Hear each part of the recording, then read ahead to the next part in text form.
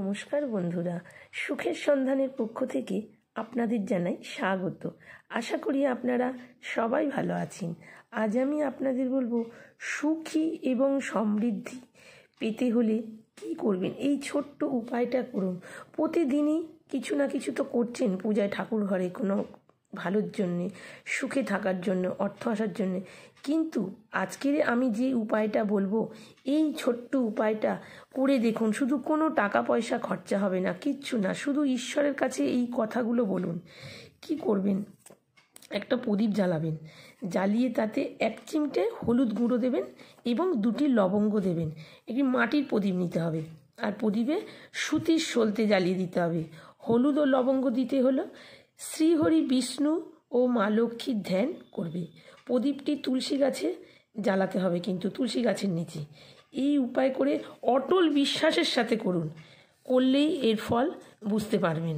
আর মন্ত্রটা আমি লাস্টে বলছি, আগে কি বলতে হবে ঈশ্বরের কাছে প্রদীপ জ্বালিয়ে সেটা জেনে নিন। হে ঈশ্বর, আমার ঘরে শান্তি ও সুখ বজায় রাখো। আমাকে কারো কাছে ভিক্ষা করতে দিও না। ঈশ্বরের কাছে 2 হাত জোর করে বলবেন, হে ঈশ্বর, আমি প্রতিটি কাজ সম্পূর্ণ সততার সাথে করব। আমাকে আশীর্বাদ করুন। হে ঈশ্বর, জীবনে আমাকে সঠিক পথে রাখো। হে ঈশ্বর, আমাকে সর্বদা দরিদ্র, অসহায় এবং অভাবী মানুষদের সাহায্য করার ক্ষমতা দাও। হে ঈশ্বর, যদি আমি অজান্তে কোনো ভুল করে থাকি তাহলে আমাকে ক্ষমা করে দিও। এগুলো ঈশ্বরের কাছে প্রার্থনা করবেন হাত জোড়ো করে।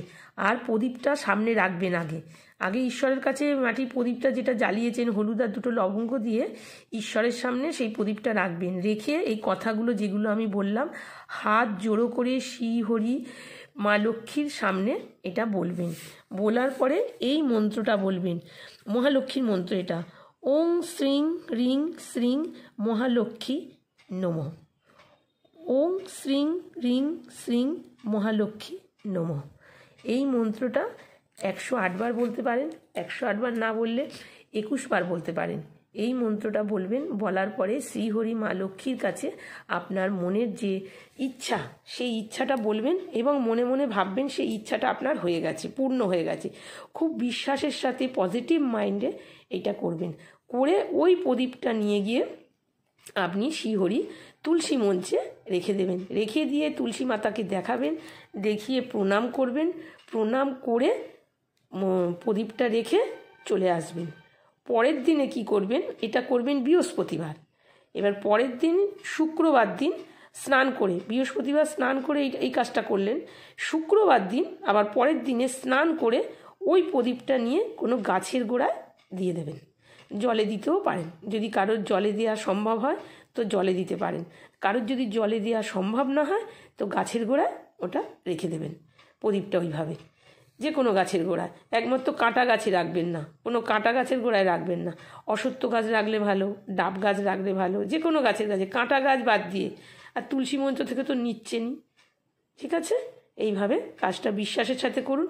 দেখবেন কিভাবে আপনারা যে অর্থ ইনকাম করবেন, কোথা দিয়ে কি আসবে ভাবতে পারবেন না। বিশ্বাসের সাথে এটা করে দেখুন। আজ এই পর্যন্ত। সুস্থ থাকবেন, ভালো থাকবেন। নমস্কার।